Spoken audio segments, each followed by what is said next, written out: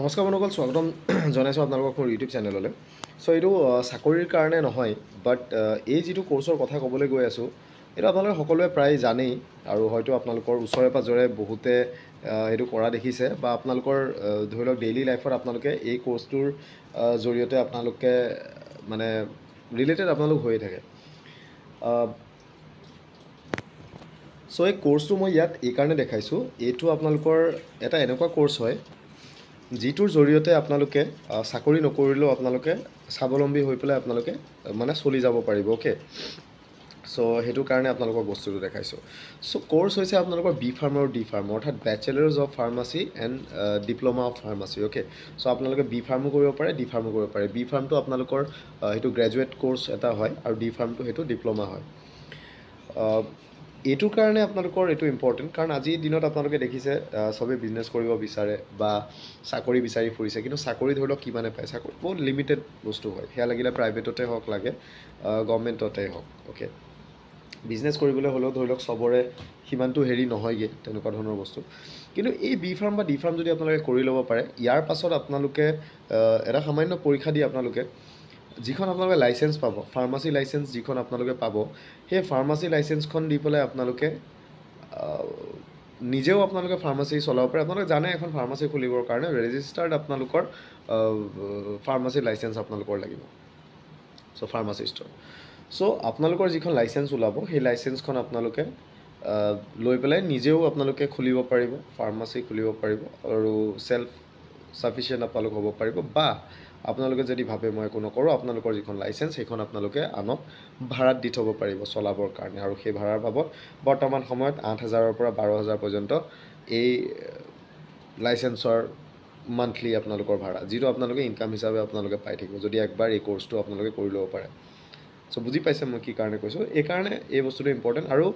সকলোৱে কৰিব পাৰিব। এইটো এনেকুৱা নহয় যে আপুনি ভাবিব পাৰে যে মোৰ আজি 35 বছৰ হৈ গ'ল, 40 বছৰ হৈ গ'ল, মই কৰিব নোৱাৰিম নেকি। চ' এইটো এটা মিছকনচেপশ্যন আছে। বহুতে এনেকুৱা মই আগতেও পাইছোঁ যিসকলে সোধে যে 27 বছৰ, 28 বছৰ, 30 বছৰৰ পাছত ডি ফাৰ্ম, বি ফাৰ্ম এইখিনি কৰিব নোৱাৰে, বা PCB অৰ্থাৎ ফিজিক্স, কেমেষ্ট্ৰি, বায়'লজি যদি নাথাকে কৰিব নোৱাৰে, PCM থাকিলে কৰিব নোৱাৰিব, তেনেকুৱা ধৰণৰ বস্তু কয়। চ' PCBও পাৰিব, PCMও পাৰিব। অ'কে, দুইটাই পাৰিব আৰু আপোনালোকৰ বয়সৰ কথা নাই। আপোনালোকে 17 বছৰ মিনিমাম যদি আপোনালোকৰ হৈছে লাষ্ট ডিচেম্বৰত, 31 ডিচেম্বৰ, তেতিয়া আপোনালোকে আৰামছে আবেদন কৰিব পাৰিব। চ' মই আপোনালোকক গোটেই বস্তুটো ভালকৈ দেখাই দিম, আপোনালোকে ভালদৰে চাই লওক। আৰু পৰাপক্ষত যদি আপোনালোকে কৰিব পাৰে, যদি আপোনালোকৰ হাতত টাইম আছে, আপোনালোকে আবেদন কৰি পেলাই আপোনালোকে পঢ়িব লাগিব, কাৰণ ডেফিনেটলি ক্লাছ কৰিব লাগিব। যথেষ্ট টাইম কনজিউমিং বস্তু হয়। চ' আপুনি যদি চাকৰি কৰি আছে, কিবা কৰি আছে, এইবিলাক ডেফিনেটলি এইটো আপুনি ভাবি লাভ নাই, কাৰণ ৰেগুলাৰ ক্লাছ কৰিব লাগিব। এইবিলাকত পৰীক্ষা হ'ব, চেমিনাৰ হ'ব, আপোনালোকৰ প্ৰেক্টিকেলছ থাকিব, অ'কে, এছাইনমেণ্টছ থাকিব, বহুতখিনি হেৰি আছে। চ' সেইটো আপোনালোকে সেইখিনি চাই বুজি আপোনালোকে ল'ব। আৰু যিসকল ইন ছাৰ্ভিচ আছে, যদি কোনোবাই ভাবে তেনেকুৱা কৰিবলৈ, প্ৰপাৰ NOC লৈ পেলাই আপোনালোকে পঢ়িব, কাৰণ এইবিলাক মানে প্ৰফেশ্যনেল কৰ্চেছ হয়। অ'কে, চ' তেনেকুৱা ধৰণৰ বস্তু। চ' মই আপোনালোকক দেখাই দিছোঁ, একবাৰ চাই হৈছে। ন'টিছ 10 তাৰিখে আপোনালোকৰ ওলাইছে, 10 মে'ত ওলাইছে, আৰু এইখন ফাৰ্মাচী এণ্ট্ৰেঞ্চ এক্সামিনেশ্যন। এতিয়া আপোনালোকে ডাইৰেক্টলি এডমিশ্যন নাপায়, চ' আপোনালোকে ফাৰ্মাচী এণ্ট্ৰেঞ্চ আপোনালোকে দিব লাগিব। SSC UHSৰ আণ্ডাৰত হ'ব, অৰ্থাৎ Srimanta Sankardev university of health sciences. So' ইয়াতে আপোনালোকৰ দিছে যে diploma in pharmacy D pharm আৰু বেচেলাৰ ফাৰ্মাচী বি ফাৰ্ম। এই দুইটাই আপোনালোকে অসমৰ যিকোনো গভৰ্ণমেণ্ট ইনষ্টিটিউট হওক বা প্ৰাইভেট ইনষ্টিটিউট হওক, সেইটো মনত ৰাখিব যে প্ৰাইভেট ইনষ্টিটিউটৰ কাৰণেও আপোনালোকে এই এণ্ট্ৰেঞ্চ আপোনালোকে দিব লাগিব। অ'কে, চ' এইটো একদম মেণ্ডেটৰী হয়, আপোনালোকে দিবই লাগিব। নিদিলে আপোনালোকে প্ৰাইভেট কলেজতো আপোনালোকে এডমিশ্যন নাপাব। চ' এতিয়া হৈছে যে আপোনালোকে ফাৰ্মাচী এণ্ট্ৰেঞ্চ এক্সামিনেশ্যন যিটো হ'ব, সেইটো অনলাইন এপ্লিকেশ্যন ইতিমধ্যে ষ্টাৰ্ট হৈ গৈছে। 14 মে'ৰ পৰাই ষ্টাৰ্ট হৈছে আৰু 29 মে'লৈকে থাকিব। চ' আজি 20 তাৰিখ হৈ গ'ল, বৰ বেছি দিন নাই। চ' আপোনালোকে যদি ইণ্টাৰেষ্টেড হয়, দেন ডি ফাৰ্ম আৰু বি ফাৰ্মৰ কাৰণে আপোনালোকে সোনকালে ফিল আপ কৰিব। চ' মই পূৰ্বতেও কৈছোঁ যে ডি ফাৰ্ম আৰু বি ফাৰ্ম বহুত এটা ভাল কোৰ্চ হয়। আপোনালোকে কিন্তু এইটো যদি কৰি ল'ব পাৰে, আপোনালোকে সাৰা জিন্দগী আপোনালোকে ধৰি লওক বেলেগ একো চাকৰি নকৰিলেও আপোনালোকে কিবা নহয় কিবা এটা কৰি থাকিব পাৰিব। চ' এনেকুৱা ধৰণৰ কোৰ্চেছবিলাক আপোনালোকে কৰিব লাগে। চ' টাফ আছে পঢ়াটো, বাট ৱৰ্থ ইট বুলি মই ক'ম। চ' এক্সামিনেশ্যন ফিজ আছে, যিটো আপোনালোকে দিব লাগিব থ্ৰু অনলাইন মোড। আৰু বহুখিনি ডিটেইলছ আছে সেইখিনি আপোনালোকে এই ৱেবছাইটত গ'লে আপোনালোকে ইজিলি পাই যাব এণ্ট্ৰেঞ্চ পৰীক্ষা আপোনালোকৰ 23 জুনত হ'ব এইটো মনত ৰাখিব 23 জুনত আপোনালোকৰ এণ্ট্ৰেঞ্চৰ যিটো পৰীক্ষা সেইটো অনুষ্ঠিত হ'ব ক'ত ক'ত হ'ব গুৱাহাটী ডিব্ৰুগড় শিলচৰ যোৰহাট বৰপেটা তেজপুৰ ডিফু নগাঁও লখিমপুৰ ধুবুৰী আৰু কোকৰাঝাৰ এইকেইটা ঠাইত আপোনালোকৰ এক্সাম চেণ্টাৰ হ'ব চ' এডমিট কাৰ্ড আপোনালোকৰ ssuhs.in ইয়াৰ পৰা আপোনালোকে ডাউনলোড কৰিব পাৰিব 15/6/2024 পৰা অ'কে এইটো মনত ৰাখিব লগ ইন কৰি ডাউনলোড কৰিব লাগিব চ' আপোনালোকে যেতিয়া আবেদন কৰিব বৰ্তমান সময়ত আপোনালোকে নিজৰ এপ্লিকেশ্যন নম্বৰ আৰু পাছৱৰ্ডটো আপোনালোকে ভালদৰে ৰাখি থ'ব তেতিয়া আপোনালোকে এডমিট কাৰ্ড ডাউনলোড কৰিব পাৰিব আৰু কিবা আপোনালোকে এডিশ্যনেল ইনফৰমেশ্যন লাগিলে ৱেবছাইটত আপোনালোকে ভিজিট কৰি থাকিব আৰু হেল্পলাইন আছে আপোনালোকৰ এইটো হেল্পলাইন দি থৈছে তেওঁলোকে চ' প্ৰফেচাৰ কৰবী বৰুৱা তেওঁ কণ্ট্ৰলাৰ অফ এক্সামিনেশ্যন এতিয়া মূল যিটো আপোনালোকৰ ন'টিছ চ' চাওক ডি ফাৰ্ম আৰু বি ফাৰ্ম দুইটাৰ ক্ষেত্ৰত আপোনালোকৰ 2024 ছেশ্যনৰ কাৰণে আপোনালোকৰ পৰীক্ষা অনুষ্ঠিত হ'ব চ' 23 তাৰিখে পৰীক্ষা হ'ব 11টা বজাৰ পৰা 1টা বজালৈকে চ' পৰীক্ষাত আপোনালোকৰ 100টা আপোনালোকৰ মাল্টিপল চইচ কুৱেশ্যন আহিব অ'কে য'ত ইংলিছ ফিজিক্স কেমেষ্ট্ৰি বায়'লজি বা মেথামেটিক্স যদি আপোনাৰ হাই ছেকেণ্ডেৰীত মেথামেটিক্স আছিলে মেথামেটিক্স থাকিব যদি আপোনাৰ বায়ো আছিলে বায়ো থাকিব সেইটো আপোনালোকে যেতিয়া ফিল আপ কৰিব সেইটো আপুনি দি দিলে হ'ল চ' হাই ছেকেণ্ডেৰী লেভেলৰ কুৱেশ্যনছ আপোনালোকৰ আহিব হাই ছেকেণ্ডেৰী ছায়েন্সৰ 10+2 চ' ইংলিছৰ 25 ফিজিক্স 25 কেমেষ্ট্ৰি 25 বায়'লজি বা মেথামেটিক্স যিকোনো এটা 25 মাৰ্ক থাকিব চ' ইয়াৰ বেচিছত আপোনালোকৰ মেৰিট লিষ্ট প্ৰিপেয়াৰ কৰা হ'ব অ'কে চ'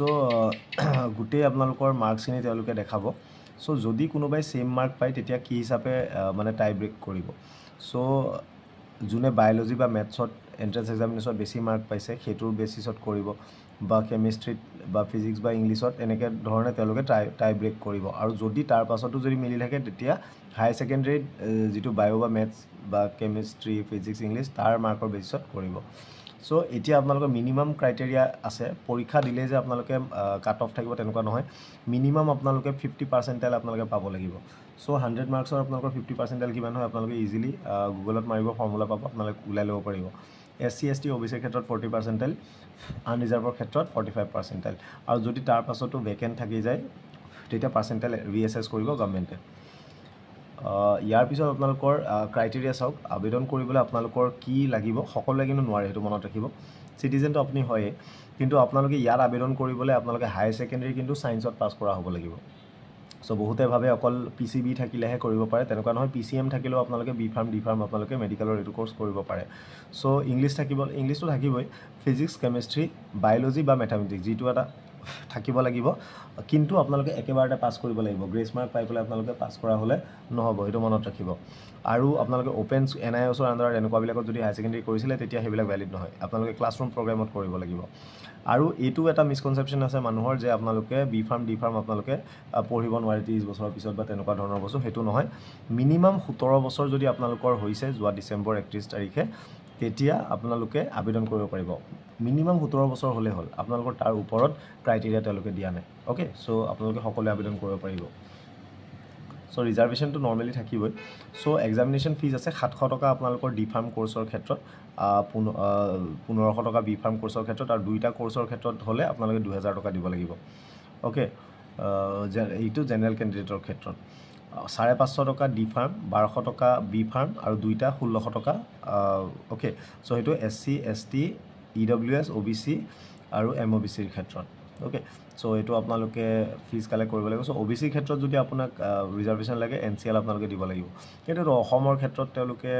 NCLটো কিয় এপ্লিকেবল কৰিলে ইয়াতেতো চেণ্ট্ৰেলৰ হ'লেহে বাৰু যি কি নহওক এইখিনি আৰু আপোনাৰ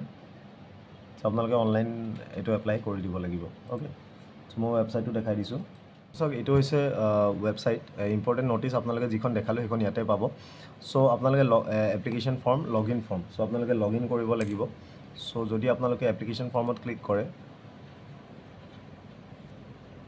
এই পেজখন আপোনালোকৰ খুলিব ইয়াতে আপোনালোকৰ বহুত ইম্পৰ্টেণ্ট ইনষ্ট্ৰাকশ্যন দিয়া আছে তাৰপিছত আপোনালোকে নেক্সট কৰিব তেনেকৈ আপোনালোকে ফৰ্মখন ফিল আপ কৰিব পাৰিব চ' এইখিনি যেতিয়া আপোনালোকৰ হৈ যাব তাৰপিছত আপোনালোকে সেই লগ ইন ফৰ্মত গৈ লগ ইন কৰি থাকিব পাৰিব অ'কে চ' এইটোৱে বস্তু আছিলে এণ্টায়াৰ যিটো ন'টিফিকেশ্যন আৰু যিটো ৱেবছাইট SSUHS.in আপোনালোকে তাতে গোটেইখিনি বস্তু পাব পাৰিব তাত আপোনালোকে চেক কৰি থাকিব পাৰিব লগতে যিখন ন'টিচ দেখালোঁ সেই ন'টিচখনো পাই যাব চ' বেচেলাৰ্ছ কৰে বা ডিপ্ল'মা কৰে সেইটো আপোনালোকৰ ওপৰত কথা কিন্তু ভাল কোৰ্চ হয় ছেল্ফ ছাফিচিয়েণ্ট কোৰ্চ এইবিলাক মানে একচুৱেল যেনেকৈ ITI কৰিলে আপোনালোকে কিবা নহয় কিবা কৰি থাকিব পাৰিব ঠিক সেইদৰে আপোনালোকে এই ফাৰ্মাচী যদি এই বস্তু যদি পঢ়ে আপোনালোকৰ ডেফিনেটলি যথেষ্ট মানে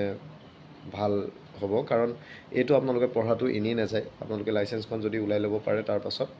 ডেফিনেটলি আপোনালোকৰ যথেষ্ট কামত আহিব বা ফাইনেন্সিয়েলি আপোনালোকৰ ওপৰত বেনিফিট হ'ব বা যি পঢ়াত যিটো খৰচ কৰিছে সেইটো আপোনালোকৰ ওলাই যাব তো তেনেকুৱা ধৰণৰ চাই ল'ব সেইটো খালি সময়টোৰ লগত কথা যিসকল ফ্ৰী আছে বা যদি যাৰ হাতত টাইম আছে যে এনেকুৱা ধৰণৰ কোৰ্চ কৰিবলৈ সময় যাৰ আছে ধৰি লওক 2 বছৰ 3 বছৰ সেইখিনি চ' সেইসকলে পাৰিব কৰিব আৰু চ' ইমানে আছিলে থেংক ইউ ভিডিঅ'টো চোৱাৰ কাৰণে নতুন ভিডিঅ'তে আকৌ লগ পাম আজিলৈ ইমানে